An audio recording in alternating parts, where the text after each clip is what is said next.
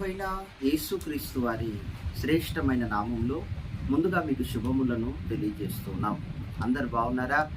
ప్రతి ఉదయం నూతన కృప అను ఆత్మీయ వాగ్దాన కార్యక్రమాన్ని ఎంతమంది వీక్షిస్తూ వింటూ దేవుని చేత దీవించబడుతున్నారో మీ అమూల్యమైన స్పందనను కామెంట్ బాక్స్లో మీరు తెలియచేయండి.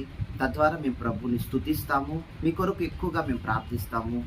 దేవుడు ఈరోజు చాలా అద్భుతమైనటువంటి వాగ్దానాన్ని మనకు చేయటానికి ఇష్టపడుతూ ఉన్నారు. దేవుని బిడ్డలారా, నిజంగా మీ కుటుంబములో మీ హృదయములో సంతోషం ఉన్నదా?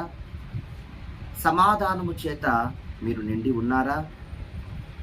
సంతోషము సమాధానము అనే ఈ రెండు ఒకదానికొకటి వ్యత్యాసమై ఉన్నాయి. ఒకదానికొకటి వేరు భావాలుగా ఉంటున్నాయి. సంతోషం అనేది మీరు ఒక పార్టీకి వెళ్తూ ఉన్నప్పుడు అది మీకు సంతోషకరమైన కార్యం అయి ఉండవచ్చు. లేదా ఒక వివాహ కార్యక్రమానికి వెళ్ళి రావటం అది మీకు సంతోషం అనిపించవచ్చు. బంధువులను కలవటం, చిన్ననాటి స్నేహితుల్ని కలుసుకోవటం, వారిని చూడటం అది మీకు సంతోషం. సంతోషం అనేది స్థిరమైనది కాదు, పరిస్థితులను బట్టి కలుగుతూ ఉండేటిది. కానీ సమాధానం అన్నది హృదయము లోతుల్లో కలిగేటటువంటి దైవికత, ప్రశాంతతను మీ హృదయ లోతుల్లో కలిగే దైవిక కార్యాన్ని సమాధానము అని అంటారు. అయితే ఆ దైవికత, ఆ సమాధానం, దేవుడు మీ హృదయాల్లో పెట్టే ఆ సంతోషము, ఆ హృదయం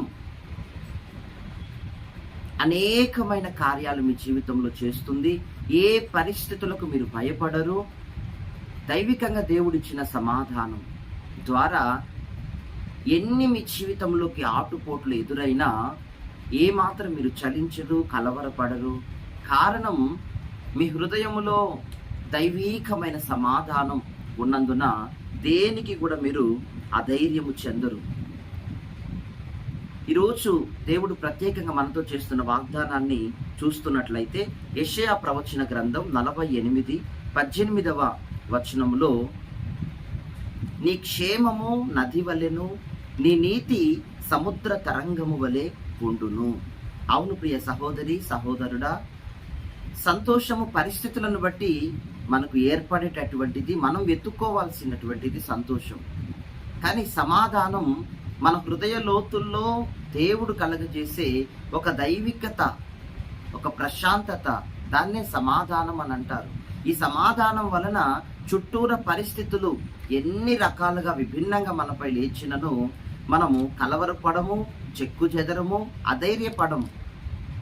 ఎందుకంటే దేవుడు అనుగ్రహించే సమాధానం భౌతికంగా ఉన్న వాటన్నిటినీ కూడా అధిగమిస్తుంది గనక మనం కలవరపడం. ఆ దైవికమైన సమాధానం ఈరోజు నీకు కావాలా, నీ కుటుంబానికి కావాలా, నీ వ్యక్తిగత జీవితానికి ఎంతో ప్రాముఖ్యం. మరి ఎవరు అది మనకు అనుగ్రహిస్తారు? రండి, దేవుని వాక్యంలో రుజువుతో మనం చదువుతున్నట్లయితే, ఈ వాగ్దానములో మనం చూస్తున్నట్లయితే 48:18 యెషయా ప్రవచన గ్రంథం ఎవరిస్తారు మనకు అటువంటి సమాధానం? నది వలె క్షేమమును, మీ నీతి సముద్ర తరంగము వలె ఉండును. అంటే నీ సమాధానం నదీ ప్రవాహము వలె ఉంటుందట.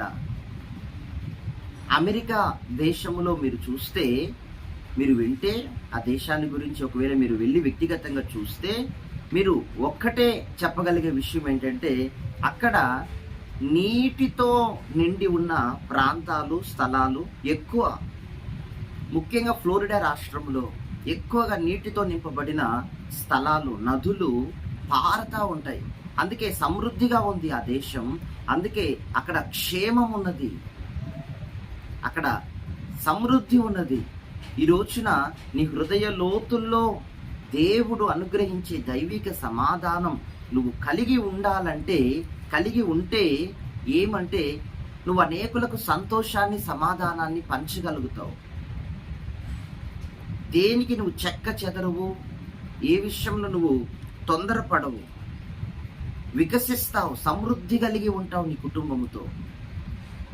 అందుకే దేవుడు అనుగ్రహించే సమాధానం ఈరోజు మీ హృదయాలకు ఖచ్చితంగా ఉండాలి. అటువంటి సమాధానం మీ జీవితంలో ఉంటే వికసిస్తావు, అంతకంతకు ఫలిస్తావు, దీవించబడతావు, అనేకులకు దీవెనకరంగా ఉంటావు.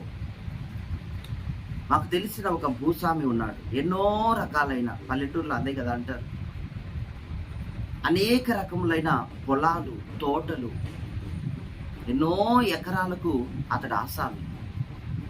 అయితే అతడు ఒక రోజున తను విగ్రహారాధికుడే. అతడు ఒక రోజున కలవడానికి వచ్చి అతడు అంటున్నాడు, నా సమస్యలను మీకు తెలియజేయాలి, మీతో ప్రార్థన చేయించుకోవాలి అన్నాడు. అతడు తన సమస్యలు చెప్పటం ప్రారంభించాడు. ఎన్నో అపజయాలు నా జీవితంలో కలుగుతున్నాయి. ఏ విషయంలో నేను ముందుకు వెళ్తున్నా ఏదో రకమైన అడ్డు ఆటంకం, విఫలమవుతున్నా అపజయముతో తిరిగి వచ్చేస్తున్నాను అతడు స్టార్ట్ చేయబోతున్నాడు. వెంటనే లోపల హృదయంలో పరిశుద్ధాత్మ దేవుడు నాలో మాట్లాడటం ప్రారంభిస్తున్నాడు. ఏమనంటే, అతనికి ఉన్న సమస్యలన్నీ అతనికి గొప్పేవి కాదు, అతనికి ఉన్న సమస్య సమాధానం లేదు, సమాధానాన్ని గురించి మాట్లాడమని. అప్పుడు అతనితో నేను వ్యక్తిగతంగా సమాధానాన్ని గురించి కొన్ని విషయాలు అతనితో పంచుకున్న తర్వాత అతను అన్నాడు, అయ్యా, నేను విగ్రహారాధికుడిని, నేను ఒక హైందవ వ్యక్తిని, మరి ఏ విధంగా నేను చర్చికి వెళ్ళే వ్యక్తిని కాదు, దేవుని వాక్యాన్ని చదివే వ్యక్తిని కాదు, మరి ఎలాగ నాకు ఈ సమాధానం వస్తుంది?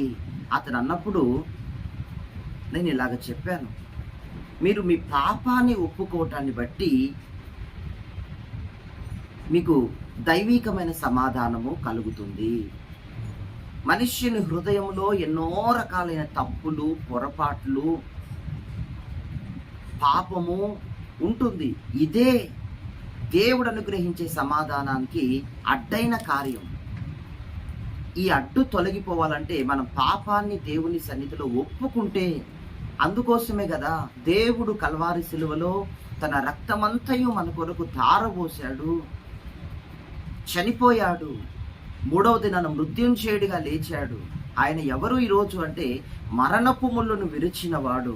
నీ పక్షంగా, నా పక్షముగా సాతానుడు ఏ ముళ్ళు సమస్య రూపములో పెట్టాడు అపవాది, వాటిని విరిచివేసే ఒక గొప్ప విజయ వీరుడు యేసయ్య. అందుకే ఆయన నామం పేరిట తండ్రి అని మొరపెట్టే ఆత్మను దేవుడు మనకి ఇచ్చాడు.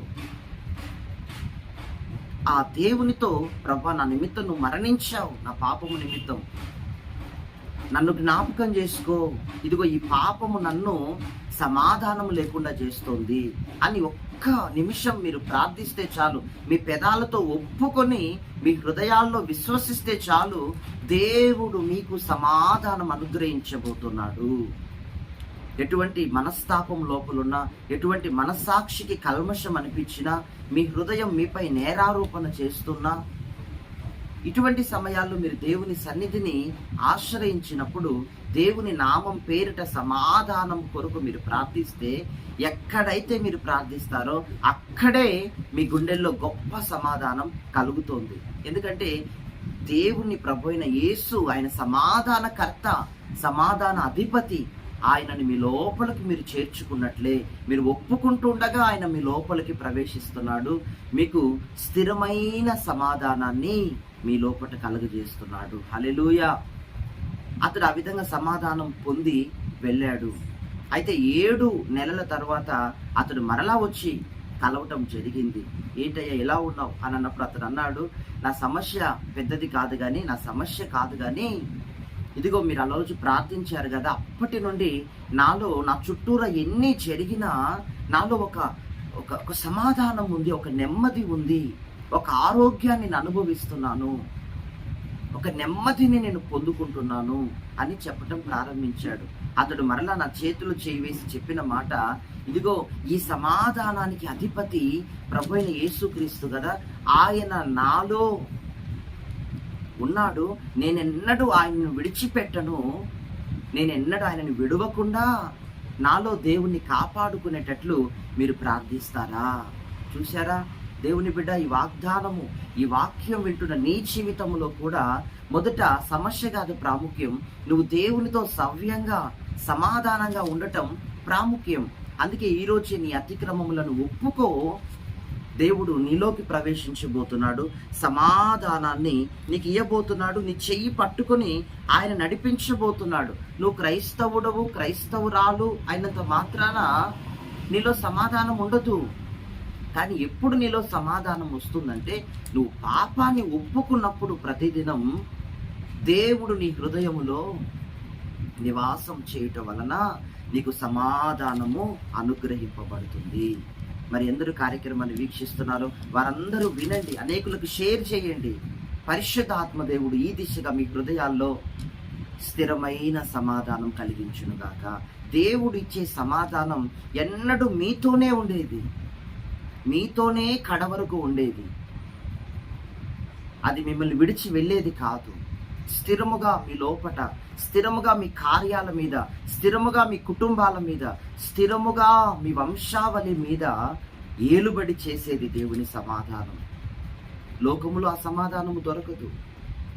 అనేక మంది ఈ లోకములో అటువంటి సమాధానం కొరకు భార్యాభర్తలైన వారు కోర్టును ఆశ్రయిస్తున్నారు, అక్కడ లేదు సమాధానం. అనేక మంది సమాధానం ఆశ్రయిస్తూ ఉన్నారు, కానీ దొరకదు. దేవుని మూలముగా అనుగ్రహింపబడి ఈ దైవిక సమాధానం నువ్వు పొందినట్లయితే అన్నిటిలో వృద్ధిని, అభివృద్ధిని, ఘనతను, విస్తారమైన దైవ కార్యాలను నీ వర్గములో, నీ కుటుంబంలో నువ్వు చూడగలవు. మహాపరిశుద్ధుడా, జీవము గల తండ్రి, మీ నామానికి స్తోత్రం. ఎందరూ ప్రభు ఉదయకాలం కార్యక్రమాన్ని వీక్షిస్తున్నారో వారందరి జీవితాల్లో, ముఖ్యంగా గుండెలలో సమాధానము కలిగించమని, స్థాపించమని పరిశుద్ధాత్మదేవా మిమ్మల్ని కోరుతున్నాము. ఎందరు దుఃఖముతో ఉన్నారో, వేదనలో ఉన్నారో, మొదట వారు తమ తప్పును, తమ యొక్క పాపమును క్షమించమని మీ నామం పేరిట ఒప్పుకోవాలి. ఎందుకంటే మీరు సమాధాన అధిపతి అయి ఉన్నారు. మీ సన్నిధిలో మనవి చేస్తే చాలు. వారు ఎవరైనా కావచ్చు, విగ్రహారాధికులు కావచ్చు, అయా దేవుని పిల్లలు కావచ్చు, వారు ఎవరైనా కావచ్చు, దేవుడు అందరికీ ప్రభు అయి ఉన్నాడు. దేవా, మీ సన్నిధికి వచ్చి మిమ్మల్ని ఆ విధంగా అడుగుతూ, మిమ్మల్ని ఆశ్రయించిన వారి జీవితాల్లో కన్నీళ్లు తొడవండి. రోజు మీ పాదాల చెంత కూర్చున్న బిడ్డలు, వింటున్న బిడ్డలు ఆదరించండి. సమాధానంతో ప్రతి పరిస్థితిని కట్టండి. తిరిగి ప్రతి ఒక్కరి ఆత్మీయ గృహాలను నిర్మాణము చేయండి. మీరు మహిమగల దేవుడని వారు ఒప్పుకునేటట్లుగా వారి పట్ల శక్తివంతమైన కార్యాలు ఈరోజే మీరు జరిగించి వాగ్దానం నెరవేర్పును కలిగించమని యేసు నామములో ప్రార్థిస్తున్నాం తండ్రి. God bless you. దేవుడు ఈ దిశగా మిమ్మల్ని ఆశీర్వదించి గొప్ప చేయుగాక. ఆమేన్.